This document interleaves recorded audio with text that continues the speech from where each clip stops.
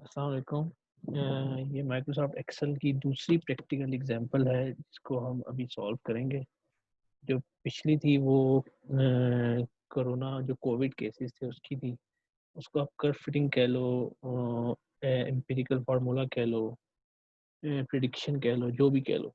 वो first practical example थी जिसकी असाइनमेंट भी आप लोगों को मिली है। ये सेकंड एग्जांपल है। असाइनमेंट का पोर्टल मैं बना दूंगा गूगल क्लासरूम पे। उसके अलावा एक और असाइनमेंट भी अपलोड होगी आपकी। एक्सेल की दो असाइनमेंट्स हैं जो आपने सबमिट करवानी है, उसका भी पोर्टल मैं बना दूंगा गूगल क्लासरूम पे। तो ये जो असाइनमेंट है इसमें ये एक वर्चुअल शॉप है, हाइपोथेटिकल शॉप है। उसमें 4 आइटम्स हैं। ये 4 आइटम्स हैं शॉप के। ये उनकी परचेज प्राइस है, ये उनकी सेल प्राइस है और ये उनकी टाइप है। अब यहाँ पे आप देखें कि असल में शॉप जो ऑपरेट कर रही है वो यहाँ पे ऑपरेट कर रही है। लिस्ट ऑफ आइटम्स वो आइटम्स हैं जो सेल आउट हुए हैं। ये आइटम्स जो हैं ये सेल आउट हुए हैं पूरे दिन में। उसके बाद हमने जो करना है या आपने जो करना है इस लेक्चर में वो यहाँ पे उनकी टाइप डिफाइन करनी है कि उन ये जो आइटम यहाँ पे सेल हुआ है उसकी टाइप क्या है। माउस की टाइप आप यहाँ पे देख रहे हैं कि कंप्यूटर कॉम्प है और कीबोर्ड की टाइप भी कंप्यूटर है। हैंड्स फ्री की टाइप अदर्स है। मोबाइल केस की टाइप मोबाइल है। आप लोगों ने यहाँ पे फार्मूला डिज़ाइन करना है जो ऑटोमेटिकली बता देगा कि कौन से आइटम की कौन सी टाइप है, तो वो यहाँ पे प्रिंट हो जाएगा। उसके बाद आपने यहाँ पे सेल्स प्राइस प्रिंट करनी है हर आइटम की कि हर आइटम की सेल प्राइस क्या है, और उसका भी आपने फार्मूला डिज़ाइन करना है और वो ऑटोमेटिकली यहाँ पे सेल्स प्राइस बता दे जो यहाँ पे मेंशन भी है।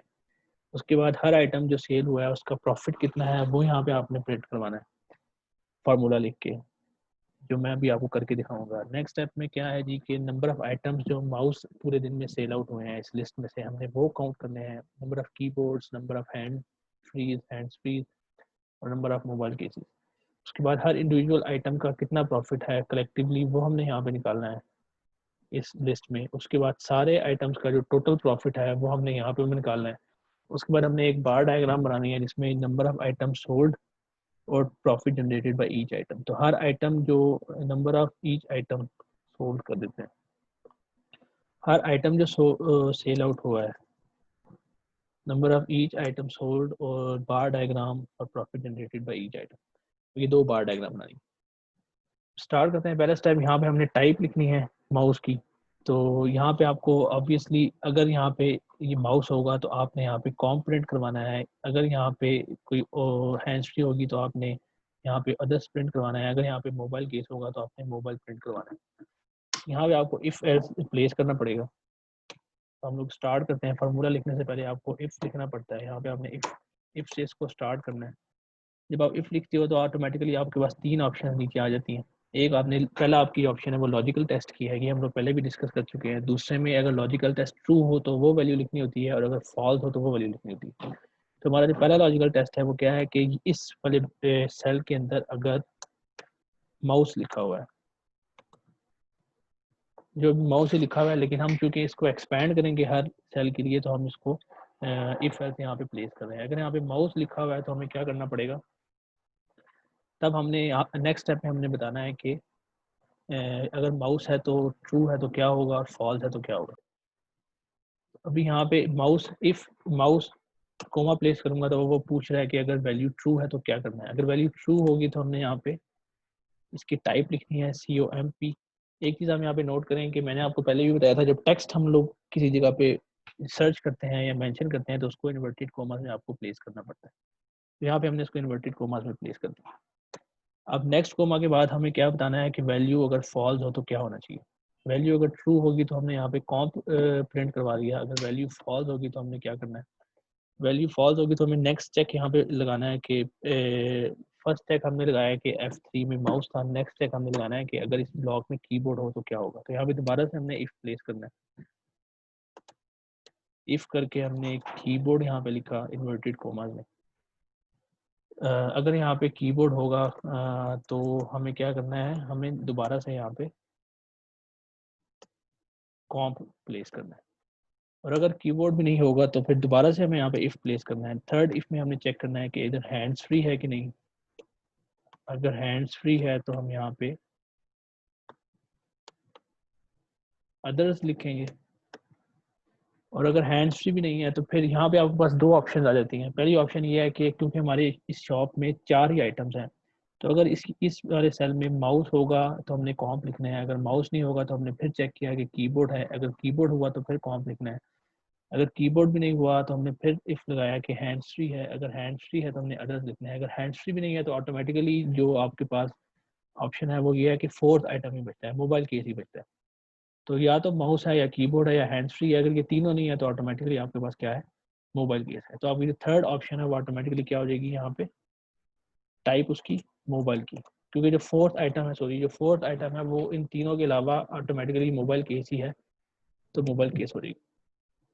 तो हमने पहला इफ लगाया जिसमें चेक किया कि माउस है, अगर माउस है तो कॉम प्रिंट करना है, अगर माउस नहीं है तो हमने नेक्स्ट चेक लगाया कि कीबोर्ड है, अगर कीबोर्ड है तो फिर भी कॉम प्रिंट करना है, अगर कीबोर्ड भी नहीं है तो हमने चेक लगाया कि हैंड्स फ्री है, अगर अगर हैंड्स फ्री है तो अदर्स हमने प्रिंट करना है, अगर हैंड्स फ्री भी नहीं है तो ऑटोमेटिकली आपके पास फोर्थ ऑप्शन क्या है, मोबाइल केस। तो यहाँ पे हमें मोबाइल केस के लिए इफ लगाने की जरूरत नहीं है, हम लोग डायरेक्ट इसको मोबाइल लगा देंगे, ब्रैकेट्स यहाँ पे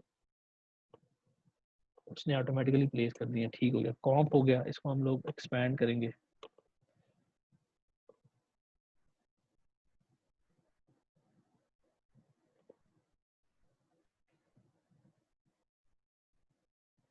ओहो, इफ की वैल्यूज नहीं मिल गई, इफ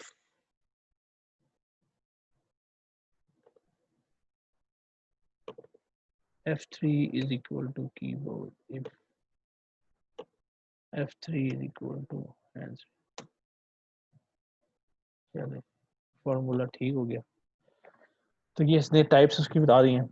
लेकिन अब जो सेकंड सिनेरियो था मैंने आपको बताया था, यहाँ पे हमारे पास दो ऑप्शन हैं। सेकंड ऑप्शन क्या है कि अगर यहाँ पे इन केस इन चारों के अलावा कोई और चीज़ आ जाती है, कंप्यूटर आ जाता है, तो ये कंप्यूटर को भी मोबाइल बना रहा है, हालांकि कंप्यूटर की टाइप मोबाइल नहीं है, ये कोई और टाइप है जो हमें नहीं पता। तो हम अपने फार्मूला को इस हिसाब से मॉडिफाई भी कर सकते हैं कि हम लोग यहाँ पे आखिरी एल्स की जगह हम लोग दोबारा से इफ लगा दें। इफ लगा के हम लोग चेक करें कि माउस जो है, ये F3 जो है, सॉरी वो मोबाइल केस है। अगर F3 मोबाइल केस है तो हम लोगों ने यहाँ पे प्रिंट करवाना है मोबाइल, और अगर मोबाइल नहीं है तो हम लोग प्रिंट करवा देते हैं नॉट एप्लीकेबल। तो अब यहाँ पे हमने क्या किया, हमने इस सेल में चेक किया, चारों चीज़ें चेक कर ली कि माउस है तो ये प्रिंट करवाओ, कीबोर्ड है तो ये प्रिंट करवाओ, हैंड्स फ्री है तो ये प्रिंट करवाओ, मोबाइल केस है तो ये प्रिंट करवाओ। अगर ये चारों ही नहीं है तो हम लोगों ने क्या प्रिंट करवाना है, नॉट एप्लीकेबल। तो मतलब इन चारों के अलावा अगर कोई चीज़ यहाँ पे सेल आउट हुई है तो उसकी हमें टाइप नहीं पता, कीबोर्ड क्यों नॉट एप्लीकेबल हो गया,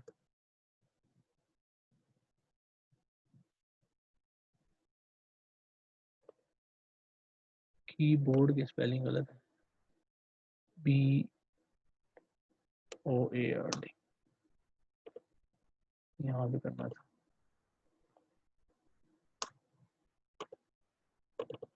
अभी आप देखिए जो कंप्यूटर है वो नॉट एप्लीकेबल हो गया, मतलब कंप्यूटर की जो टाइप है वो हमें मालूम नहीं है। इस तरह किसी भी लोकेशन पे अगर मैं नाम चेंज करूंगा तो वो ऑटोमेटिकली उसको नॉट एप्लीकेबल बना देगा। ये वो टाइप है जो हमारी शॉप की जो आइटम्स हैं उसके अलावा की कोई टाइप है। मतलब इसका मतलब ये है कि यहाँ तो इस लोकेशन में कोई एरर हुआ है, यहाँ पे कोई नई, या फिर यहाँ पे कोई एरर हुआ है, या फिर यहाँ पे कोई हमने नई चीज़ सेल आउट की है जो अभी हमारे डेटाबेस में स्टोर नहीं हुई। अभी हम लोग इसको ऐसा करते हैं कि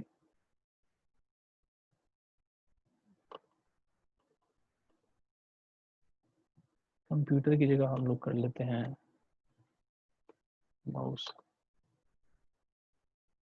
ठीक है, टाइप्स हम लोगों ने बता दी। टाइप्स बताने के बाद हमने सेल्स प्राइस बतानी है।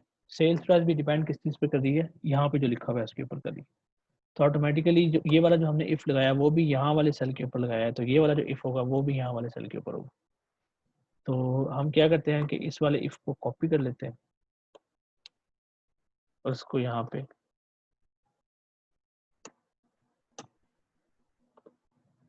पेस्ट करके, अब हमने सिंपली क्या करना है कि माउस के इफ में अगर माउस है तो हमने क्या लिखना है, सेल्स प्राइस 250, अगर कीबोर्ड है तो 300, हैंड्स फ्री है तो 150, मोबाइल केस है तो 100। और यहाँ पे चूंकि जो उसके अलावा जो आइटम्स होंगे जिनका हमें मालूम नहीं है, अगर वो कोई सेल आउट हो रहा है तो उसकी प्राइस हम लोग लिख देते हैं 0। जो कि हमें नहीं पता।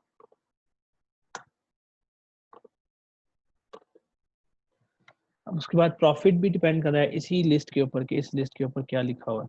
तो हम लोग क्या करेंगे, प्रॉफिट क्या एक सेल यहाँ पे बना लेते हैं और प्रॉफिट की इक्वेशन बना लेते हैं। प्रॉफिट क्या होता है, sales price minus purchase price, और इसको हम लोग एक्सपेंड कर देते हैं। तो हमारे जो प्रॉफिट्स हैं वो ये हैं। यहाँ पे भी हम इफ एल्स लगाएंगे। इफ एल्स लगा के एक तो तरीका ये है कि आप प्रॉफिट निकालने के लिए सेल्स भी यूज़ कर सकते हो, लेकिन सेल्स को वैल्यू यूज़ करने के बजाय हम लोग डायरेक्ट इसकी वैल्यू यूज़ करेंगे। उसके रीज़न मैं आपको बता देता हूँ। यहाँ पे भी हम लोग क्या करेंगे, वही वाली इक्वेशन जो है वो कॉपी करेंगे। कंप्यूटर है अगर वहाँ पे प्रॉफिट 150 हो जाएगा, कीबोर्ड है तो प्रॉफिट 150 हो जाएगा, हैंड्स फ्री है तो 100 हो जाएगा, और मोबाइल केस में 80 हो जाएगा, और इस केस में 0 हो जाएगा। अगर मैं यहाँ पे सेल यूज़ करता हूँ, हम एक एक की जगह सेल यूज़ करके देख लेते हैं। 150 माउस के प्रॉफिट की जगह मैं ये वाला सेल यूज़ कर लेता हूँ।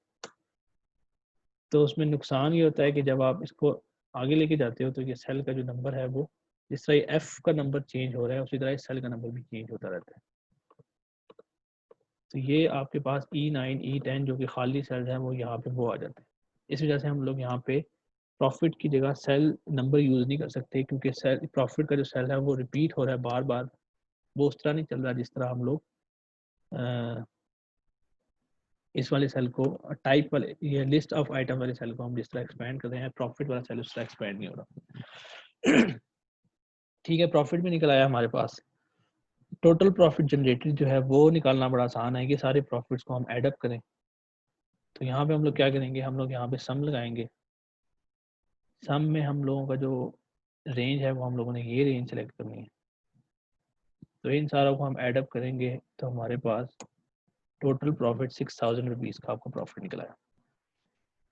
नंबर ऑफ आइटम सोल्ड में हमें काउंट करना पड़ेगा कि कौन कौन सा आइटम सेल हुआ है। तो ऑटोमेटिकली यहाँ पे आप क्या प्लेस करते हो, काउंट करने के लिए हम लोग काउंट इफ का फार्मूला यूज़ करते हैं। काउंट इफ मैंने जब ब्रैकेट लगाई तो मुझे उसने बताया कि पहले मैंने रेंज सेलेक्ट करनी है कि किस रेंज में से काउंट करना है। तो ये रेंज है मेरी जिसमें से मैंने काउंट करना है जो चीज़ें मेरी सेल आउट हुई हैं आज के दिन में। उसके बाद मैंने कोमा प्लेस किया तो वो मुझे बता रहा है कि क्राइटेरिया क्या होगा। तो इसमें से मैंने, क्योंकि माउस नंबर ऑफ आइटम है, तो मैं यहाँ पे क्या करूँगा, मैं इसको कहूँगा कि माउस काउंट करे। तो इसने बता दिया जी कि माउस काउंट करना है। इसमें अगर हम सेल प्लेस करके देखें तो क्या होता है, हाँ इसने माउस काउंट कर लिया। अगर मैं इसको एक्सपैंड करूँ,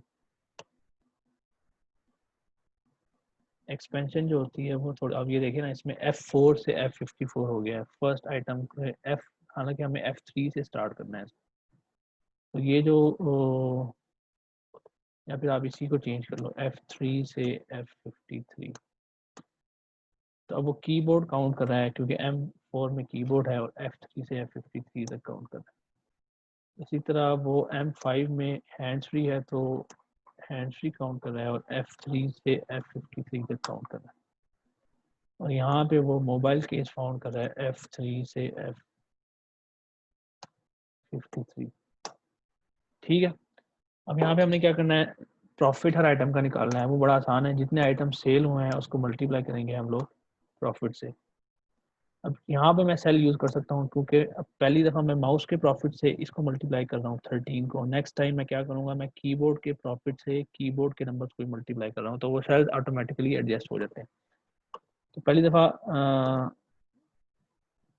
पहली दफ़ा मैंने मल्टीप्लाई किया 13 और 150 को सेल N3 और सेल E3 को। नेक्स्ट टाइम मैंने सेल N4 और E4 को मल्टीप्लाई करना है। तो आप देखेंगे कि नेक्स्ट टाइम N4 और E4 हुआ है, फिर N5 और E5 और सो ऑन। तो ये हमारा प्रॉफिट निकल आया। नेक्स्ट है स्टेप बार डायग्राम बनाना। हमने बार डायग्राम बनानी है number of each item sold. तो ये आइटम है और ये उनके नंबर्स हैं जो सोल्ड हुए हैं। यहाँ पे हम लोग बार डायग्राम बना लेते हैं इंसर्ट में जाके।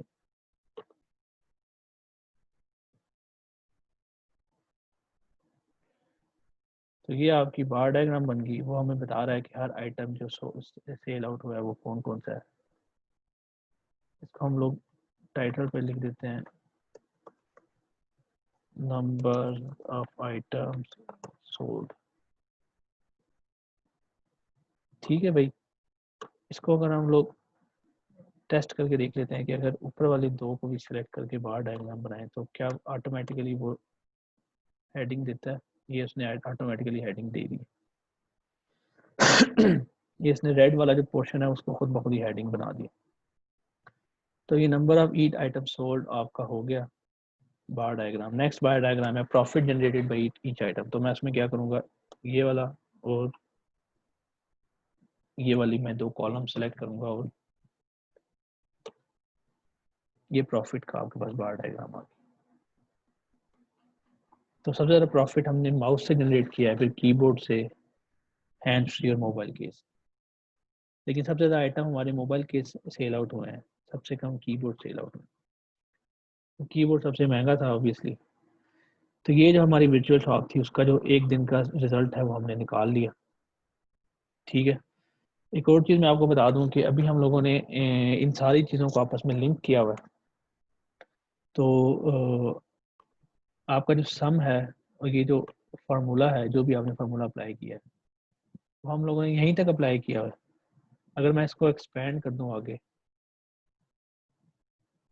सपोज मैं एक्सपेंड कर देता हूँ, तो ये सारे एन ए आ रहे हैं क्योंकि ये खाली आपके पास ये सेल्स खाली हैं, यहाँ पे कुछ भी नहीं लिखा हुआ, तो इस वजह से ये एन ए आ रहा है। अगर इनमें से कोई चीज़ लिखी होती तो एन ए ना आता। इसी तरह हम जो है सेल्स प्राइस उसको हम लोग एक्सपेंड कर देते हैं। सेल्स प्राइस निकालने का फ़ायदा यह है कि टोटल अकाउंट में कितने पैसे आए हैं, यहाँ पे हम लोग लिख भी लेते हैं।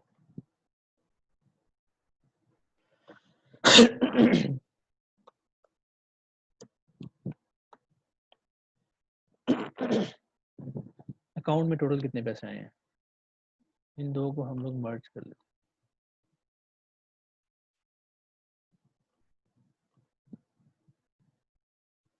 टोटल मनी इन अकाउंट, उसके बाद इसको भी मर्ज कर लेते हैं,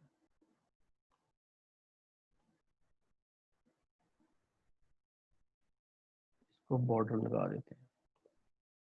ठीक है, टोटल मनी इन अकाउंट हमारे पास, इसको सम करेंगे तो फिर आएगी।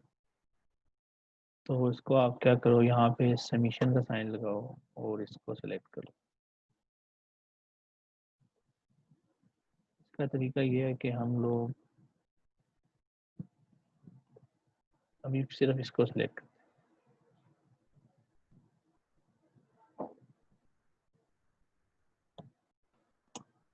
टोटल मनी अकाउंट में हमारे पास 9850 आई। ठीक है, अब इसमें हमने इसको भी एक्सपेंड कर लिया, इसको भी एक्सपेंड कर लिया, इसको भी हम लोग इस फॉर्मूले को भी एक्सपेंड कर लेते हैं।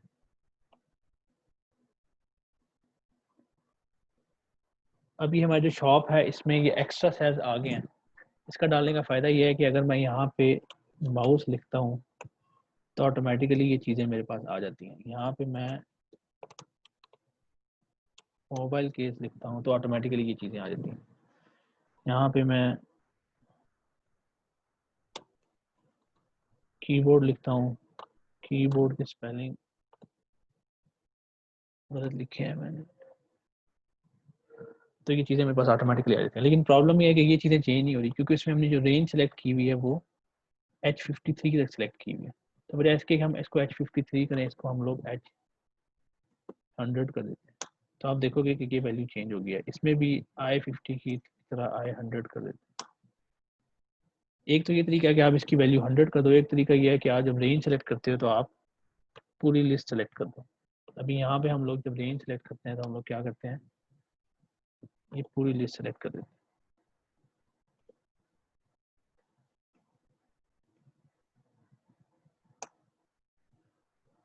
ठीक है, तो अब लिस्ट में जो जो आइटम्स ऐड होता रहेगा, आइटम ऐड होता रहेगा वो खुद ब खुद ये ऐड करता रहेगा। ये जो पहला सेल होता है ये हमेशा आपके लिए प्रॉब्लम्स क्रिएट करता है क्योंकि ये मर्ज है, इसको डिलीट कर लें। इसकी जो हम लोग रेंज सेलेक्ट करते हैं वो क्या करते हैं, पूरी रेंज सेलेक्ट कर लेते हैं। इसी तरह इसके लिए भी जो हमने रेंज सेलेक्ट की हुई है ये पूरी पूरी लिस्ट सेलेक्ट कर लेते हैं।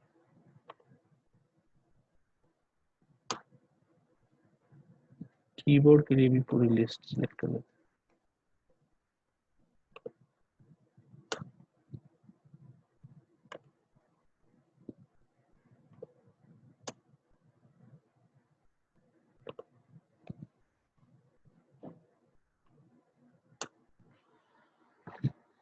अभी आप देखें हमारी जो शॉप है ये अब रियल टाइम शॉप बन गई है। मैं यहाँ पे जो जो आइटम प्लेस करता जाऊँगा, अभी आप देखें जो number of items sell out हुए हैं, सपोज हैंड फ्री की वो 12 है, टोटल मनी इन अकाउंट 10,500 है, टोटल प्रॉफिट 6,380 है।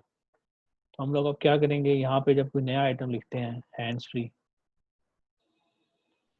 वो आपको ऑप्शन भी दे देता है कि आपने क्या लिखना है। हैंड्स फ्री लिखा हमने, तो अब क्या हुआ कि हैंड्स फ्री के जो आइटम थे वो 13 हो गए। पहले आपके पास ये कितने थे, 12 थे, उसके बाद ये 13 हो गए। प्रॉफिट जनरेटेड इनका वो भी बढ़ गया, टोटल मनी इन अकाउंट भी बढ़ गई, टोटल प्रॉफिट जनरेटेड आपके पास जो था वो भी बढ़ गया। उसके बाद नंबर ऑफ आइटम सोल्ड में भी ये हैंड्स फ्री आपके पास 13 पे चली गई, और प्रॉफिट जनरेटेड में भी हैंड्स फ्री आपके पास ऊपर चली गई। अगर मैं काफ़ी सारी हैंड्स फ्री सपोज मैं कॉपी कर देता हूँ, इसको मैं कॉपी करता हूँ यहाँ पे पेस्ट कर देता हूँ, तो आप देखोगे कि जो profit generated by hands free है वो काफ़ी ज़्यादा हो गया है, नंबर ऑफ आइटम सोल्ड काफ़ी ज़्यादा हो गए हैं। हर चीज़ हमारी उस हिसाब से रियल टाइम के हिसाब से चेंज हो रही है। एक और चीज़ यहाँ पे हम देख लेते हैं, जो आपका प्रॉफिट है, अगर मैं यहाँ पे सेल्स प्राइस जो है आपकी, खैर ये प्रॉफिट हमने लिंक नहीं किया तो ये अभी चलो रहने देते हैं। लेकिन जो बात मैं बताना चाह रहा हूँ ये है कि अभी हम किसी भी शॉप को रियल टाइम बना सकते हैं। सिर्फ फ़र्क क्या करना है हमने, कि जो आप यहाँ पे रेंज सेलेक्ट कर रहे हो वो रेंज इनफाइनाइट रेंज सेलेक्ट कर लो, कि पूरे का पूरा कॉलम सेलेक्ट कर लो, कि बाद में भी जो चीज़ें कॉलम में ऐड हो रही हैं वो भी इसमें अकोमोडेट होती रहे हर जगह पे। तो भाई हमने हर जगह पे टाइप में भी, टाइप तो खैर एक सेल के लिए था, टोटल मनी इन अकाउंट के लिए भी पूरा कॉलम सेलेक्ट कर लिया है, प्रॉफिट जनरेटेड के लिए भी पूरा कॉलम सेलेक्ट कर लिया है, नंबर ऑफ आइटम्स में भी सारों में पूरा पूरा कॉलम सेलेक्ट कर लिया। और इसकी इस तरह हमारी जो शॉप थी वो रियल टाइम शॉप बन गई। तो ये जो फाइल है जो स्टार्ट में थी जैसी, वो फाइल मैं आपको प्रोवाइड कर दूंगा गूगल क्लासरूम पे। तो आप लोगों ने ये वाला जो टास्क है ये घर पे परफॉर्म भी करना है। इससे रिलेटेड एक असाइनमेंट भी मैं आपको दे दूंगा। तो एक्सेल की जो 3 असाइनमेंट्स हैं वो आपकी मार्क्ड होंगी। एक आपकी ये टास्क वाली, एक आपकी होगी एम्पिरिकल फार्मूला वाली, और एक मैं आपको और असाइनमेंट दे रहा हूँ ग्रेड्स वाली। वो 3 असाइनमेंट्स हैं, वो आपकी मार्क्ड असाइनमेंट्स हो। चलिए, थैंक यू सो मच।